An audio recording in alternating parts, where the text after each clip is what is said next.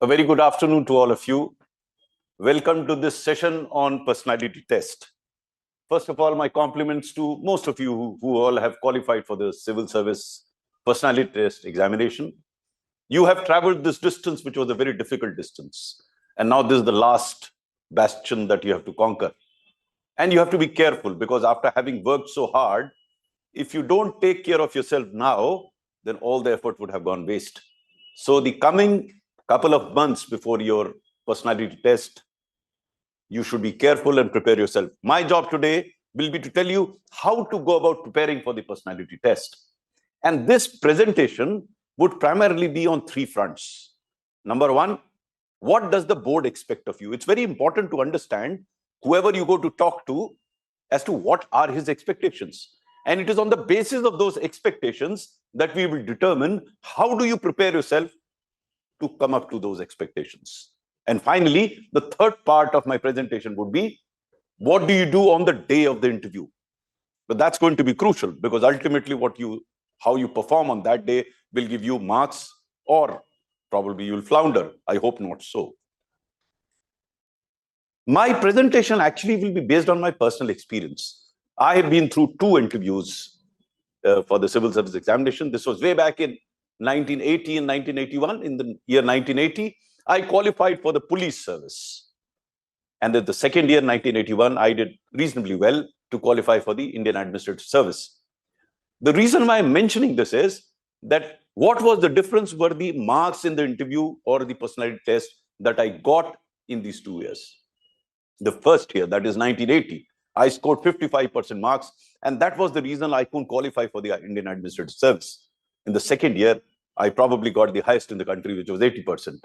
Now, I'm going to share as we go along what exactly happened in the first year of interview, and what did I do during the first and the second personality test, and what happened in the second personality test. This will give you a flavor of how you can prepare for your personality test.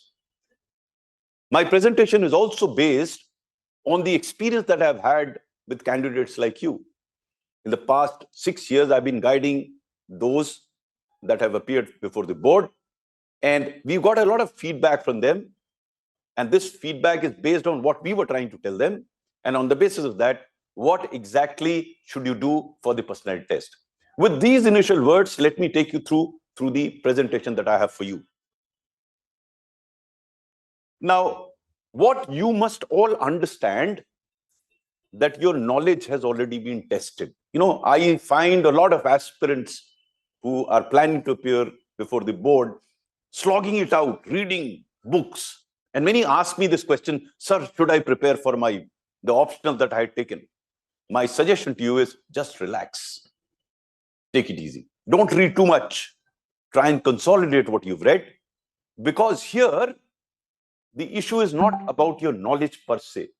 The issue is how you present your case, how you present yourself, how do you articulate. These are the aspects that you have to look into. You must clearly understand that this is not an interview. They're not going to grill you. They're not going to push you. In almost every case, they put you to a lot of comfort before they start asking questions. They will make you feel comfortable. So you don't have to be nervous in advance. During my time, it was slightly different. But now I'm told, and this based on the feedback that I've received from all those that have appeared before the board, is that they make you feel very, very comfortable. Now, what is the difference between an interview and a personality test? Interview could be looking into your knowledge base of questioning you. Here, in the personality test, the questions are asked to get the best out of your personality, to understand your personality. And this personality is much beyond your knowledge. As I had said earlier, your knowledge has already been tested. They're not testing your knowledge. So, and I'm repeating this time and again, because if you don't know an answer, don't worry about it. I did that mistake in the first year. I didn't know a particular answer. And thereafter, in the entire personality test, I was living in that failure of my inability to answer that question.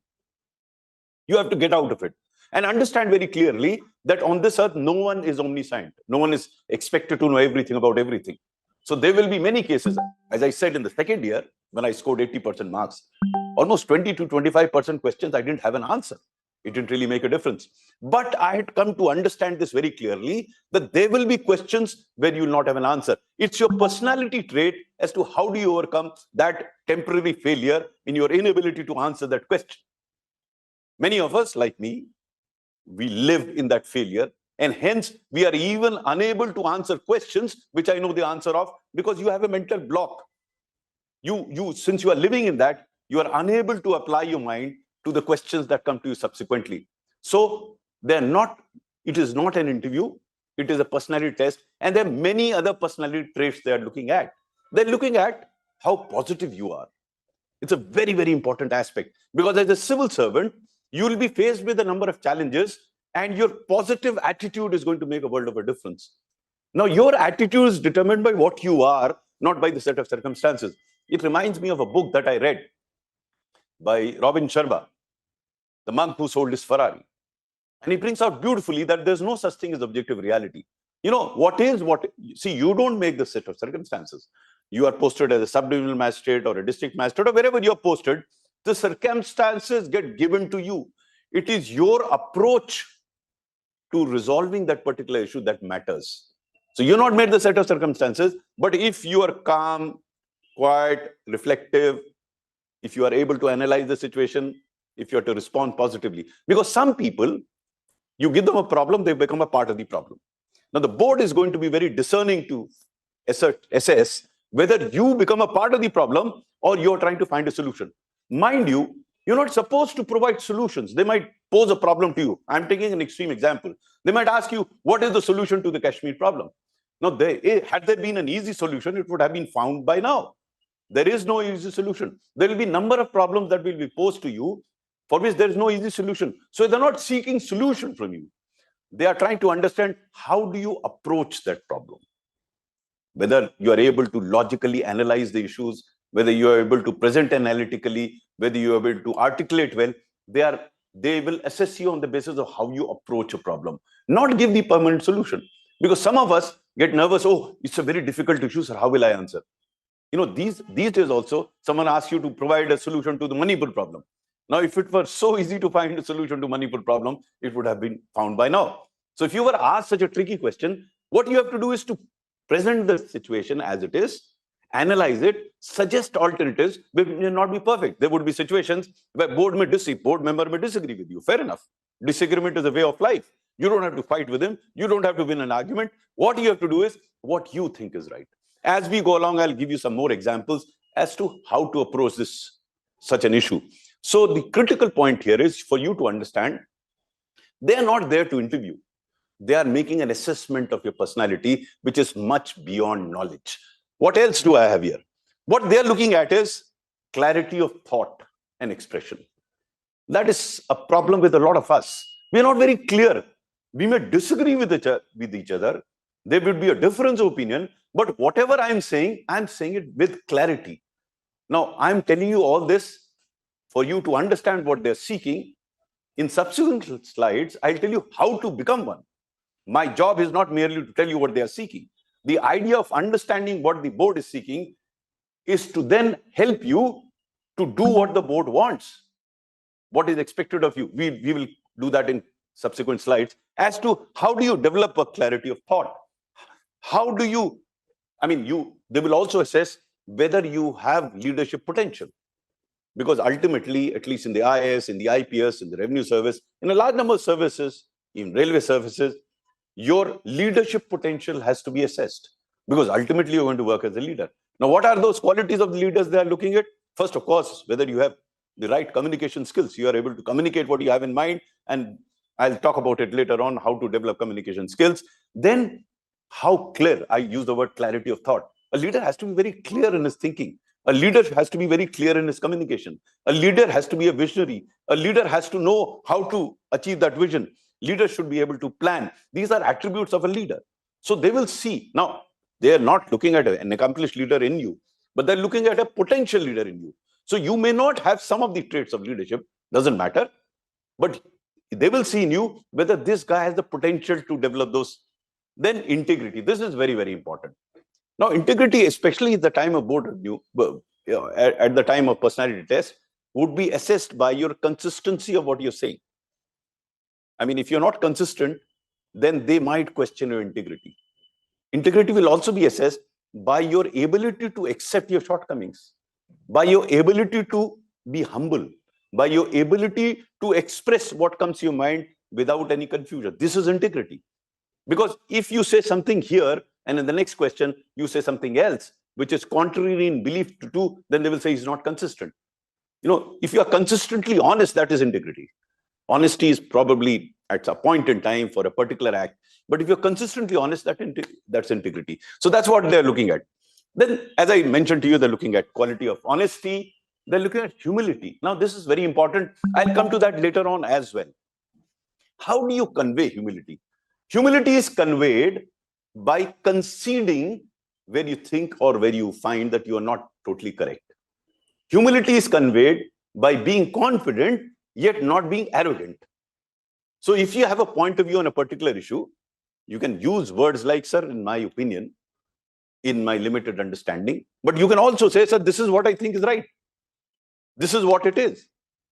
Now, as I'll mention later on also, at your age, at your stage in life, you are not supposed to have arrived at conclusions. You're still learning. And that needs to be conveyed, and that will reflect your humility. In the sense that here is a person, he's confident about what he's saying. But his confidence is based on the facts at his command. He has an open mind. If more fact comes to his knowledge, then he may change his view. Now here, you will not be treated as fickle. Fickleness is on the same facts, you are changing your views. And confidence is on the basis of the facts at command, you are making a particular point of view. If some more facts come to light, you do that. I'll give you an example from my interview or personality test during the second year. When the board was asking questions, there was one gentleman who was reading a book. Now, I was very surprised what he's doing, but now when I reflect on it, I think they also get bored asking questions morning till evening. So this guy, mine probably was the last interview of the day. So this guy must have been very bored. He was reading a book or whatever may have been the reason. That's my conjecture. So when his turn came, he read a sentence from his book. Now, I had no clue about that. It was probably the book was India-China War. It made a statement. So he asked me, Mr. Saru, what do you think of it? So I said, sir, I have no background of this. It will be wrong of me to comment on that. That's very important. You have to confess where you don't know. Confessing lack of knowledge is integrity. It's humility. But sometimes we try and fib. I'll come to this later as well. When I say facts, you should not try and guess. Not at all. And even opinions, if you don't know the facts on the basis of which that opinion has to be formed, don't try and start opinionating until you are asked to it. So I told him, sir, I don't know the background. He said, no, you tell me, what do you make out of it? So I said whatever I had to say. Then he said, no, but the book has a different view.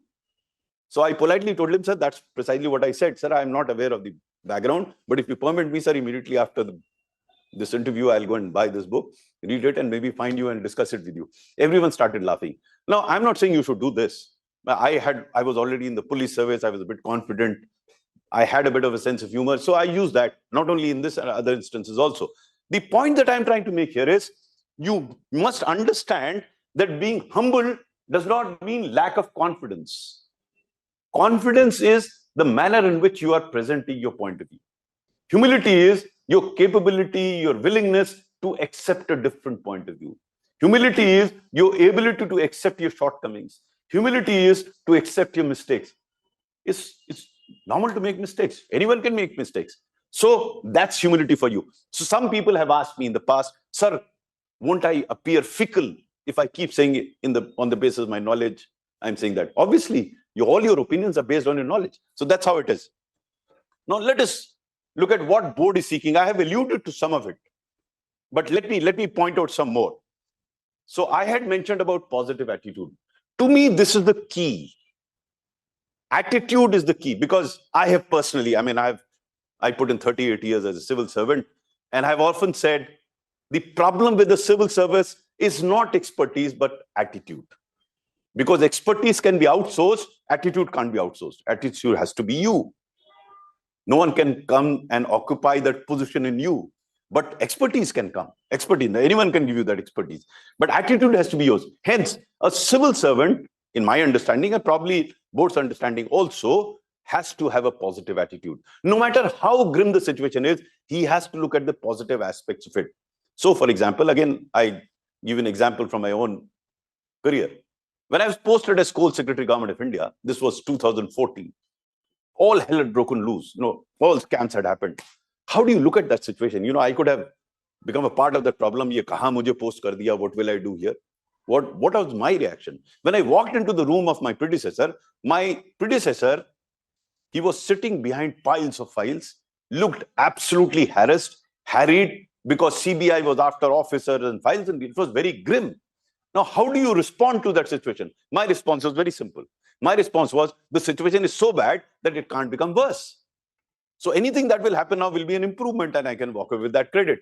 Now, the objective situation was pretty bad. But my subjective thinking was that despite being bad, there could be a way forward. Now, if civil servants have that attitude, which I think the board would be looking into, they will give you situations where they will see how you respond to a situation. Again, as I keep saying, you are not expected to provide solutions to the problems that you have.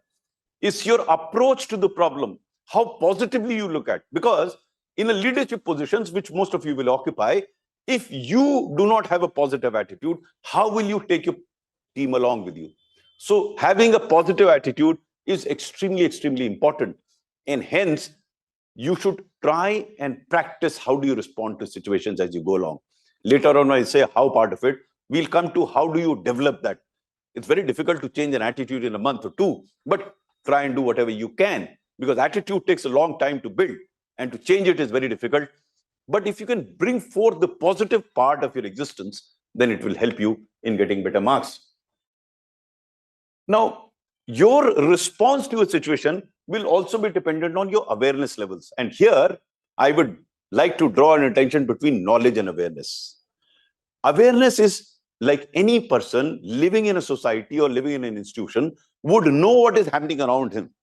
A civil servant is supposed to be aware. He may not be that knowledgeable. That's the difference between going in depth. And that's why I advise people who are appearing in personality tests that don't try and start reading political science or whatever has been your subject or history. No, I don't think that's what they are required. You've already been judged on your knowledge, how aware you are. Now, let me give you an example.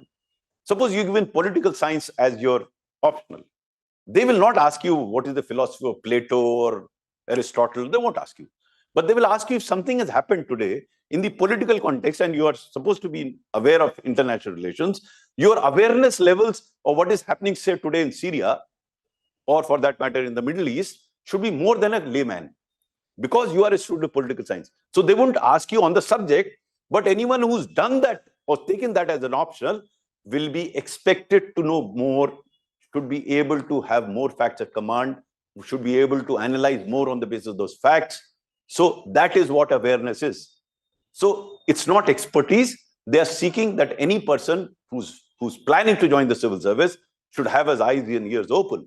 And later on, I'll tell you how to develop that awareness. Right now, I'm not going about how. What I'm saying is what is required, because that's what board is looking for. Because if you understand what the board is looking for, then what I tell you subsequently as to how do you prepare for that, you'll be able to appreciate. This is extremely, extremely important. You may have all the knowledge sitting here. You may have written it well, but if you're unable to articulate your thought clearly, logically, and coherently, you're gone. Because it may be sitting there. The marks that the board will give you will not be based on what is sitting here or what you wrote in the examination. It's what you speak. And that's where you have to have your clarity of thought. It has to be logical. And you can develop that logic. In 2 months, if you practice what I'm going to tell you subsequently, you'll be able to tell that. And coherently actually means you can't keep saying one thing and then another thing, then another thing. There has to be a logical relationship between one part of what you're saying to the second part to the third part. So it has to be clear. It has to be logical. That's what you got to. And that's what board is looking at. You may have the best of knowledge sitting here, but if you are unable to convey that coherently and logically, you won't get marks. And finally, this is also part of awareness. The board expects you to know things about around yourself. So wherever you're coming from, hometown, if you work somewhere, then it is expected that you would understand the environment which you are working or the organization that you worked in. Many of you are already in some civil service. and now you're planning to go to IAS or IFS or IPS. In that case, you should know about the service you are in. If you've had some training, you should be able to know. You should be able to, suppose you studied in a particular university, you are expected to know about the university. So these are things you should be very, very clear that you should be able to answer questions relating to your job, if you have any, relating to the place where you are. Place could be the city you are, the state you are in, the country you are in. You're supposed to know that. Anyone appearing the civil service exam has to have an awareness of his hometown, of the state, educational background, work experience, and hobbies. Now, let me come to hobbies. The very interesting thing, at StudyIQ, we have been advising everyone to write hobbies correctly. Because I have seen instances where all sorts of hobbies are written and they get run into problems. Now, hobbies does not necessarily mean that you should have an expertise in that area. Why? Because if you know how the hobbies are defined, hobbies is something which you do during your spare time. So you're not supposed to be an expert there, but you should know about it. I mean, you should know certainly know more than any person who doesn't have it as a hobby. And some people ask me that said they don't have a hobby. No, I can't believe that, because everyone has spare time and you do something. You may be daydreaming, that could be a hobby. You may be reading, you may be swimming, you may be running. These are all hobbies.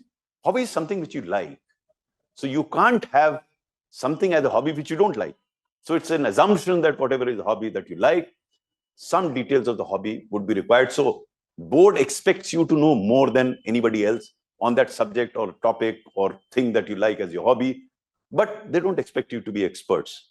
So you can get away with saying that no. So for example, if you love playing cricket and they ask you what is the weight of the cricket ball, if you don't know that, I don't think it will be held against you.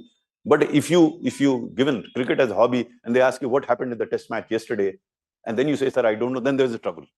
Because you have to be aware of your hobbies. No, anyone who has a hobby about cricket should know what happened yesterday in the India-Australia match. If you don't know that, then there could be trouble. I'm giving some random examples to illustrate to you what sort of awareness levels that you have. Now, these are personality traits that board looks into. How composed you are. So they may give you situations, whether you get flustered. They will also see when this gentleman is unable to answer a question, how is his demeanor? And that was the difference between my first year and second year. After I couldn't answer that question in the first year, my face fell actually. I mean, I could make out, I was not myself. I had lost my confidence. And that's what actually costed me a service in that particular year. So they look at what you have to be composed. Why? Because all civil servants come across such situations where composure is the key. Because if you blow your top, if you lose your top, then what about your team? Your team will not be able to function. So you have to show that composure there. Then efficiency. This is another important aspect that gets to be overlooked. Why? Everyone talks about honesty. Honesty is a necessary condition. But you are paid to be efficient. You are paid to deliver. You are paid to demonstrate that despite the limitations within which you exist, you are able to deliver goods and services to the people who are there. And that can be done through development efficiency. Now, efficiency there could be many aspects of efficiency. One, of course, communication is an aspect of being efficient, but planning, that's taking your team along, your own technical knowledge, use of technology. These are things which make you efficient. So these are things. They don't expect you to be super efficient right from the word go. Much of it you learn as you're there, but efficiency is very, very important. And then authenticity. This they will catch you, because if you're not authentic, the board, they are very smart people. So I have often told everyone that don't lie. Be honest. Speak the truth. Doesn't matter. Even if it appears as negative, you will be given marks for integrity. You will be given marks for authenticity. Whatever you are saying, you have a belief in that, you have knowledge of that. Guess nahi kijiye wahan pe. Until they ask you to guess. In a later slide, I talked about how do you handle facts and opinions. So authenticity depends on that. Now, I've told you what the board expects. This is a critical side as to how do you prepare yourself to meet the board. What do you do in the next couple of months before the personality test? As to what should you do? And here I'll go step by step and explain to you how do you come up to the expectations of the board. Now, everyone's threshold is different. Every individual is different. Every threshold is different. So my suggestion to all of you is don't compare yourself with others. Some may appear to be very articulate. Don't feel, complex just because someone can speak well and you are not that well. No, don't worry about it.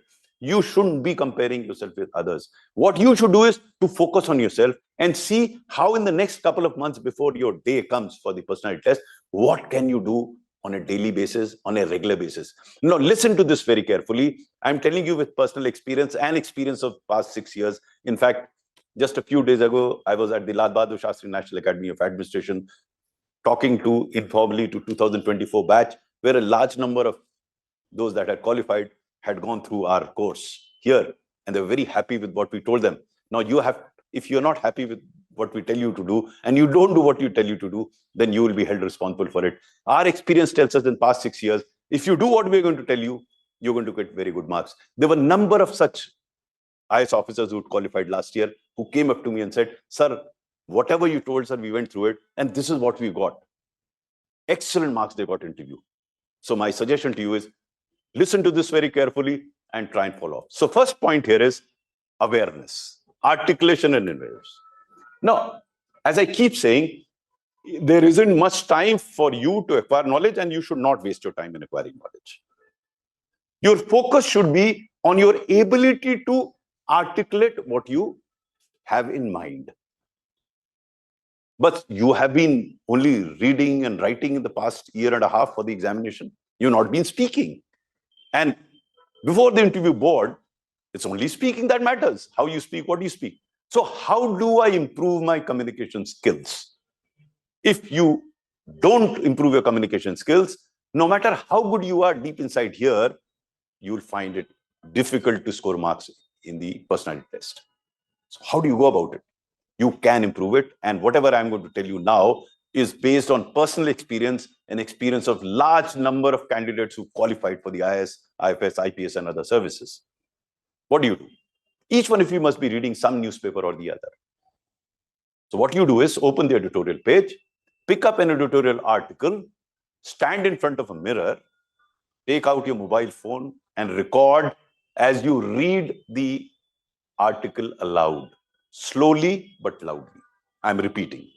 Pick up an editorial article, stand in front of a mirror, and read the article aloud, slowly and loudly, pronouncing each word very clearly.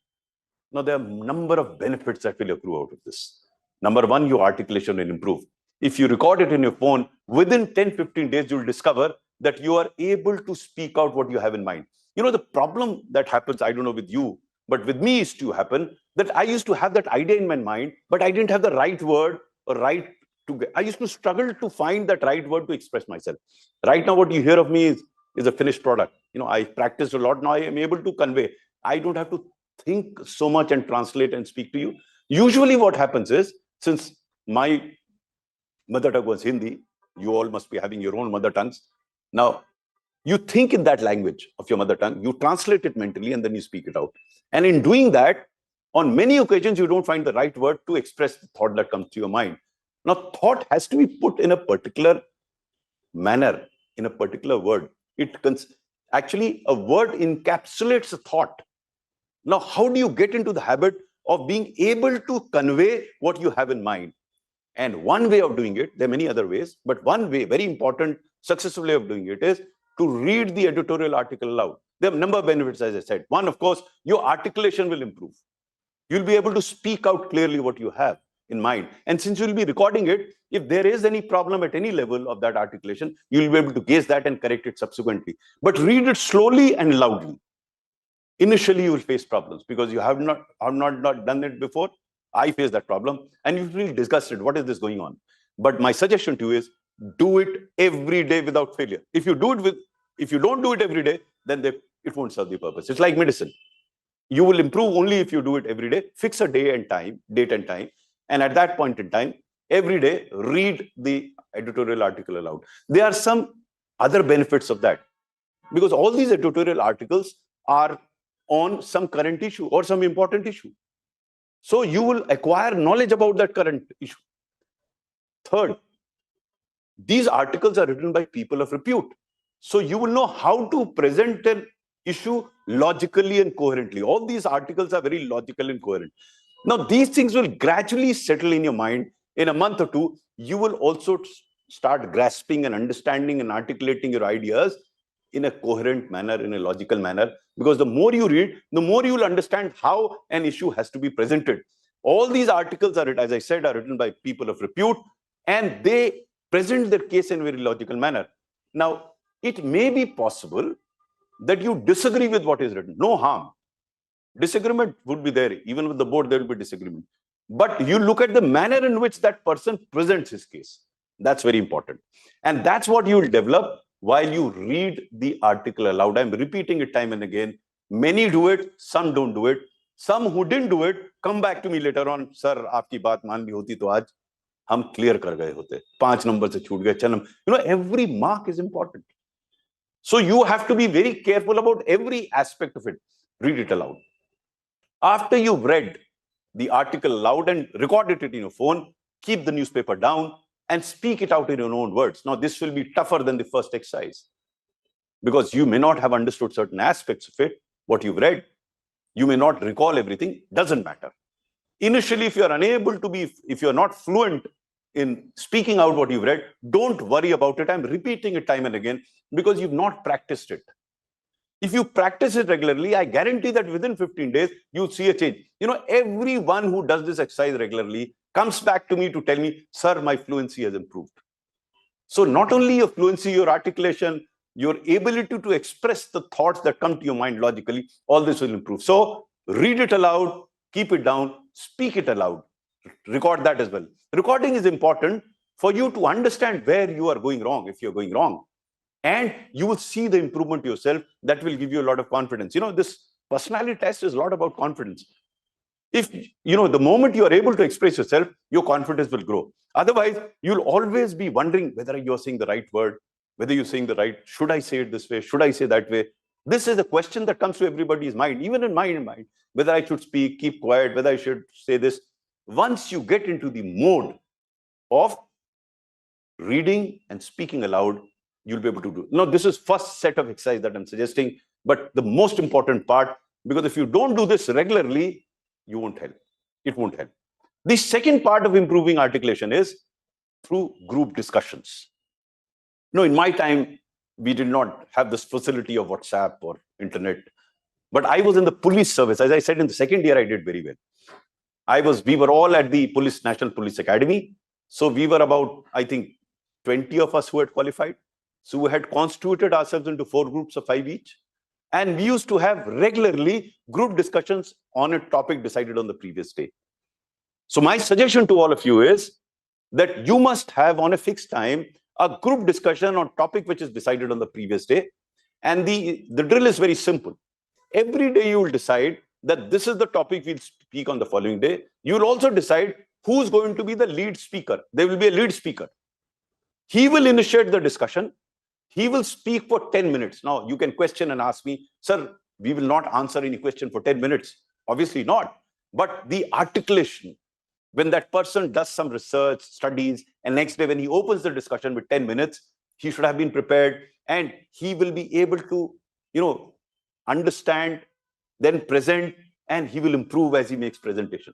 After he's spoken for 10 minutes, then every other participant will make a comment for 2 minutes each. In doing all this, you are building yourself into an improved presenter. Your articulation will improve, your presentation will improve, you become logical. Initially, it won't happen. So I'm repeating it. Every day you'll decide on the subsequent day what would be the topic you will discuss. You can pick up any topic, the group decides. And then that there will be a leader, person who will initiate the discussion, he'll speak for 10 minutes on that particular topic. By doing so, even he will benefit, others will benefit because they will get to know about that particular subject. And then each of the other 4, they will talk for 2 minutes, they will give their comments on it, and then there will be an open discussion. This entire exercise will not last for more than 45 minutes, but you have to do it regularly. These days, my suggestion is constitute WhatsApp group, do these discussions regularly without failure. Now, in the previous few years, there were stray instances where some people found other thing more important than this group discussion. I don't know what that other thing was, whether it was a movie or a dinner or a birthday party, because these things will happen even after a year. You won't get another opportunity to get into the civil service. You have this opportunity, sacrifice those if it clashes with group discussions. Otherwise, I would ask you to party, enjoy yourself, take it easy. But if there is a group discussion, paramount, leave other things, have that group discussion. If you don't do it regularly, it won't benefit. I can guarantee that if you do these two things, read the newspaper properly, speak it aloud, and have these group discussions, then things will improve. Now, this is one way of improving your confidence level, improving your articulation. These are related. Because if you are able to articulate yourself, you articulate well, you'll grow in confidence, because you'll have the confidence to be able to speak out what you have in mind. So this drill for improving articulation is very, very important. I mentioned here, practice reading aloud editorial from newspapers like the Hindu. I'm not saying whether you should read Hindu or whichever newspaper. So long as you read any, you read the Times of India, Indian Express, I couldn't care less, but pick that up. And then I have spoken about the group discussions, critical. Because that's where, again, in the first and the second year was, in the first year, I felt I was being interviewed. In the second year, when I did, it was more of a group discussion. I mean, we were joining in discussion, everyone's laughing, it was easy. That's how you have to reduce the interview too. And then, of course, mastering soft skills. Soft skills, basically, on some people ask me, and I'll do that on one-on-one discussions with them. Without realizing, some of you have developed that traits over a period of time. Someone slouch when they sit. Someone are very grim when they're talking. I keep telling everyone, smiling is the best thing that you can do with your lips. So you must have a light smile, because it reduces your tension, mental tension. So those soft skills, if you can develop, it will help you. Sorry. Self-reflection. I would suggest all of you who have qualified for this interview should sit alone for a while every day and reflect on what's going on, because that makes you understand. I have often said, आदमी अपने आप से झूठ नहीं बोलता. So आप सोचिए इसको, think over it, how you're going, whether what you're doing is the right way about it. So you have to reflect on what has been your past, what has been your education, where have you been. This reflection will help you. Subject knowledge, don't worry too much about it, but don't read the theoretical part of it. Here, as I mentioned earlier, if something new has happened or something current has happened with reference to what your subject was, optional paper was, then you should know about it. That is the knowledge you should acquire. My suggestion time and again is don't read too much. People busy. Even yesterday, someone was asking me, sir, which all books I read? Don't read any book. Now the time is to talk, talk, and talk. You've read sufficiently. If you enjoy reading somewhere, read it. Newspaper, etc. is very fine. Newspaper, you should to be aware. You should listen to discussions. I've stopped watching TV. I don't know what's there on the television, but my still view is CNBC is a very decent channel. Very relevant discussions are there. In other places, they're just shouting at each other. So don't waste your time. But if for entertainment's sake, you want to see what nation wants to know, go and watch the television. I have no problem with that. That's more entertainment value. But as far as for your personality test is concerned, I would suggest if you can watch debates on CNBC, they're very good discussions. You can probably benefit from them. And as I said, current affairs. This is very, very important. Now, current affairs, don't try and learn too many things, but be aware of what's going on, especially if you have mentioned something in your DAF 2. I'll come to that. DAF 2 is a very, very important document. But for your subject, and it would be expected of you to be fully conversant with what is happening in the country, outside the country. And that is what current affairs is. And you should do it. I mean, I used to do it as a matter of habit. After my class 12, I used to do it regularly, irrespective of civil service exam. So being aware of what is happening around me became a habit with me.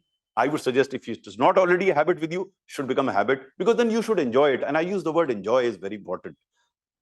I don't know how you prepared for your written examination, but enjoy this journey till your personality test. Don't feel tense about it. Relax. Go out with your friends. Have a ball. Go to a movie. Don't try and read books. Go to movies. Watch television. Sit and have chat. Have a chat with your parents, with your friends, with your siblings. Anybody that you find, have a chat. You should be speaking, speaking, and speaking, and get into the habit of speaking.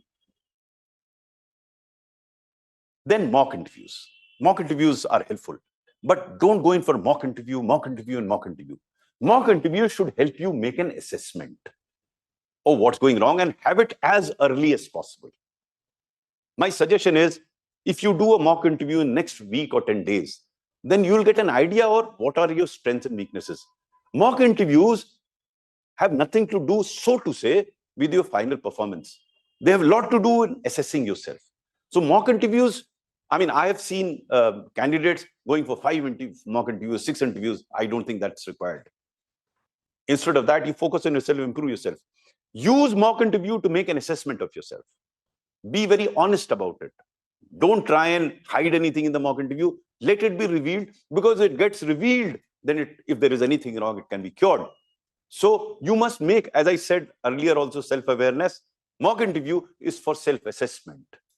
And be very candid with the people who take your interview in mock interview. Ask them clearly as to what are the positives and negatives they have found. If you do that, then if you are part of StudyIQ, I will personally be interacting with each one of you.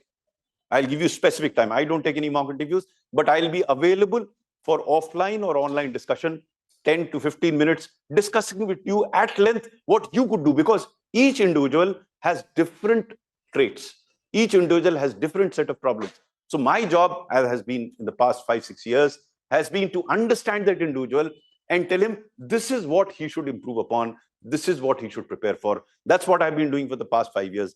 I'll be available, I will not be available for mock interviews, but not merely offline, online also, whatever is convenient.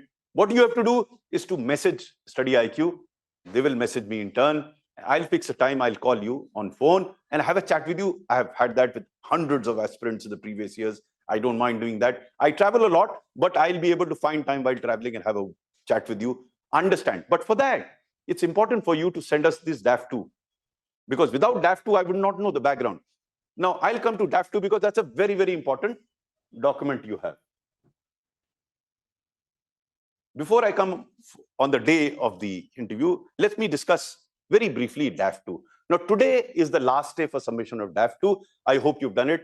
I hope all of you have thought over it. Some days ago, I had made a presentation on the 16th on what to do, what not to do in DAF. If you filled your DAF properly, because you must look at it this way. What does the board know about you except you being physically present in front of him? Your background is given in DAF. So my experience in the past few years tells me that a lot of questions get asked on DAF. So when I discuss with you on one-on-one, I will be going at length at the DAF and suggest to you what sort of questions can be asked. Now, you don't have to mug up those answers. I'm not in favor of learning things by heart, but you will have it in the back of mind, and then it will help you prepare. So whatever you've written, whether your achievements or in terms of hobbies, I will be able to tell you what sort of questions could possibly be asked. Subsequently also, the next session that we'll take, which will be on 26th, the next session will be on DAF-based questions. So we will have actual DAFs of people, cull out the possible questions for you to start thinking about what sort of questions can be asked of you. So we will tell you what sort of questions were asked in the past based on DAF. So next session on 26th will be on DAF2.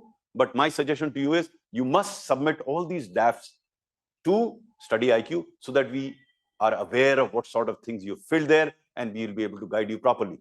Now, coming to the last day, that is the day of your interview, what do you do? You know, again, I have had personal experience. I appeared twice. First year, my dad wanted me to wear a suit.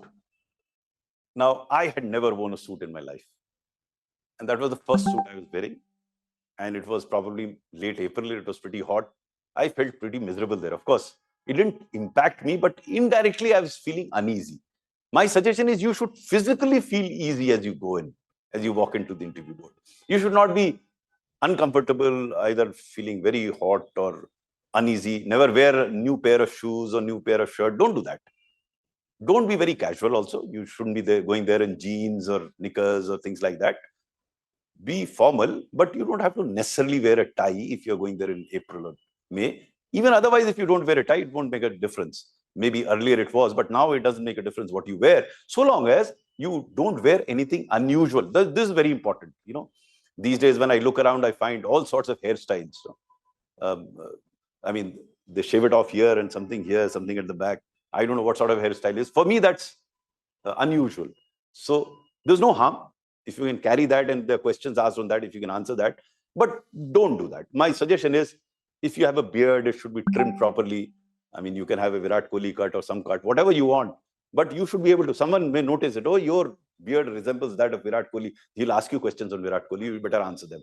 So, हमारी तरफ मैं इलाहाबाद से हूँ, वहाँ कहते हैं बंदर के हाथ में अस्तुरा क्यों थमाते हैं आप?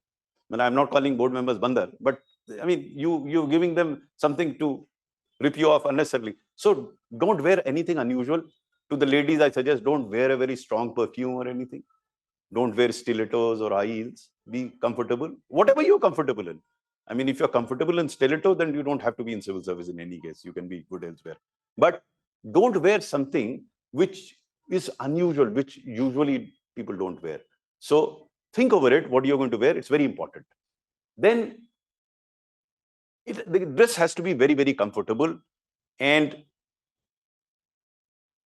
arrive for the interview on time. I mean, I don't think there are very many people who don't arrive on time, but some have the habit of catching the train at the last minute. This is not a train. This is a matter of your life. So be on time there and have some time to sit around there. Chat with people, because you'll be sitting with other persons who will be called to interview. You will get the comfort of sitting there. If you're rushing in and rushing into the board, then you may have problem. This point is very important, active listening. Active listening is actually communication. You must very carefully listen to the questions or the observations of the board and never ever interrupt them, even if you know the answer. Sometimes in the anxiousness or anxiety of responding, you don't even allow that person to complete his question and start answering. No, don't do that. You must not do that. You should allow him to complete a sentence. Take a breath thereafter, because he may still not have completed. There's no harm in a 1 second, 2 second pause between his question and your answer. Doesn't make a difference. But if you answer and he's not completed questions, it will be negative. The second important point is that, which I mentioned earlier, you should always have some gate opened at the back, not physical one. So when you're answering a question, you may be confident, but don't use it as that is how it should be. I think the term should be avoided. Should means that you've arrived at conclusion. At your age, as I said earlier, you're not supposed to have arrived at conclusions. There's so much to learn still. Your opinion is based on the facts that are available at that point in time with you. If some more facts come to be get to be known to you, you obviously should have an option to change your point of view. So you should not be you should be decisive, but you should not appear arrogant in terms of that is the point of view, that is the only point of view. Obviously, you're not there to fight with the board. You're not there to clinch an argument. You're merely presenting a point of view. There will be occasions when there will be a different opinion. Accept it. Don't try and win an argument. That's not the case. If you try and win an argument, you will be in trouble. Never ever try to win an argument. Present your point of view politely. If there's a different opinion, accept that different opinion. There's no harm in accepting a different opinion. I don't think there are conclusive conclusions with regard to sensitive issues. There'll still be different opinion. So take up, as you practice henceforth, take up very sensitive issues. In your group discussions, take up sensitive issues and see how would you respond to those sensitive issues. When I discuss with you one-on-one, I will suggest to you what are the possible sensitive issues that could be raised in a board based on your DAF 2. And then you can prepare yourself mentally as to how do you respond to them, but never give an impression that you are the authority on a particular issue, which you aren't. So you must understand the difference between presenting your point confidently and being able to accept the arguments and the suggestions given by others. So you should appear to have an open mind without being fickle. You know, sometimes there is a confusion. People ask me, sir, if I don't present it confidently, they will think I'm a fickle person. No, you have to do it confidently, but you should be humble enough to accept the fact that there could be another point of view. So going back to the same problem of Kashmir issue, you may have a point of view how Kashmir. Some people ask me, they could ask you why 370 is a disaster. Removal of 370 was a wrong decision. Now, I usually suggest don't start your answer with yes and no. Your conclusion should come in the end. You can't start with the conclusion. So suppose I ask you 370 removal, abrogation was a disaster. You can't start with yes or no.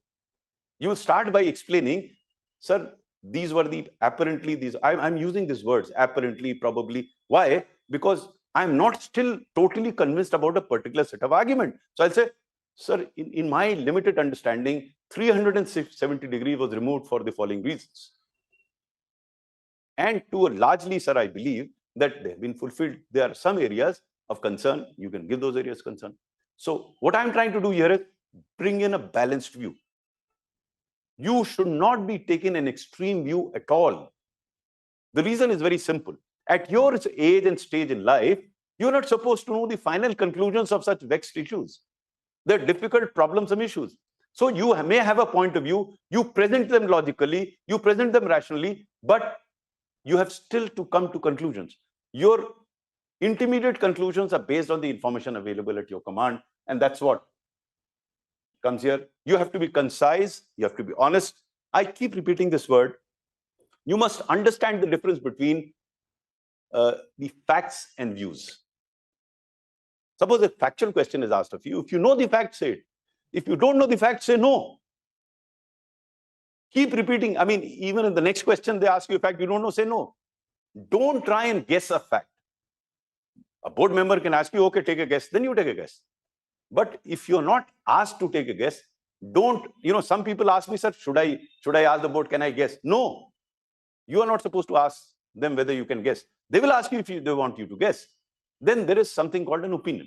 Now, opinion is also based on your knowledge of certain facts. Now, if you're not fully conversant with the facts, you can confess and say, sir, I'm not fully conversant with the issue. They may still say, no, whatever you know, you tell me. But if you say, no, sir, this is what it is, without knowing the facts, and you give your view, then you could be in trouble. So understand the difference between facts and opinions. That's what this is the last one. Differentiating between facts and opinion. Do not guess about facts. It's very important. And before I conclude, I'd like to reiterate this point that your confidence and humility have to go together. I mean, people confuse. They say, if I'm humble, I will not appear confident. No, you can be very humble and very confident. Confident on the basis of the information that you have. If they provide you additional information, then you should be humble enough to take that information and rethink your point of view. That's the point they want. So what they're looking at, here is a person who's confident but has an open mind. Here is a person who's positive in his thinking. Here is a person who has integrity. Here's a person who can lead people. And this they are going to discern through the questions that you are going to ask. So that is what So as I said, you have to have a balanced view. Don't take an extreme view. Never take an extreme view. Have a balanced view. They might still push you to take a point of view. If they push you, then say, sir, again, based on limited information that I have, in knowledge that I have, this possibly is the way forward. Now, these are words that you'll have to practice in the next 2 months. Use the word possible on the basis of my opinion, what I've heard, because some people ask me, they've filled a particular preference for a state, which is not their home state. Or you've given IS as the first choice, or you've given IFS as the first choice. Why did you do that? Now, obviously, you have not experienced being an IS officer. Your opinion is based on what you heard. And there's no harm in it, admitting it. Sir, I have not been an IS officer. I don't really know, but this is what I've heard from my friends, from other people I spoke to. Fair enough. That will be accepted. So you have to have a very balanced view. You can't take an extreme view on anything. Take any extreme view that Palestinians should be thrown out of Palestine. They should not stay there. What is your view? You can't say, yes, they should be thrown out, or you don't know, sir, they should stay there. You must build that argument and say, sir, in my understanding of the issue, it would be better if Palestinians are given some space and there could be an agreement between the Palestinians and the Israelis on what those issues could be, or what the aspect could be, what the conditions could be. They will say it has not worked in the past, it will not work in the future. Sir, it may still not work, but we have to give it a try. That's the way of looking forward. You can't give up and say, since it didn't work in the past, you will not do it. So that's how you have to look at it. And then, of course, ethical foundations. You all have given ethics as a paper. I don't want to elaborate it, but in all such, there will be ethical questions asked of you. You have to be very clear in your mind. And I would suggest, if possible, watch my videos on ethics. You will get an idea as to, if you are given an ethical situation, what should be your approach. I mean, I have written about 72 case studies in ethical dilemmas of a civil servant, where in different situations, I would believe how a civil servant should respond. So they could give you situations where ethical issues are involved, and ethics is basically, in your understanding, what is right and wrong. And you should have, again, clarity here. Your integrity will be tested in the terms, if they're given 2 case studies and you have a different view, then they will catch you that he's trying to make up. So your integrity will be tested. So these are important aspects. Best wishes to all of you. I hope you benefit from this. And as I suggested earlier, those that have registered with StudyIQ, I will be available to them for one-on-one discussion, to their choice, whether they want to do it online or offline. There will be other sessions that will be taken here in StudyIQ. There will be a session on DAF2, on what sort of questions can be asked DAF2. This will be taken on the 26th of December this year. Thereafter, we have a host of sessions lined up with toppers of previous years in the IS, who will come and talk to you and tell you what did they do. Apart from that, there will be mock interviews also. So all in all, there is a beautiful package. But my suggestion is, don't be serious, but take this seriously. God bless you.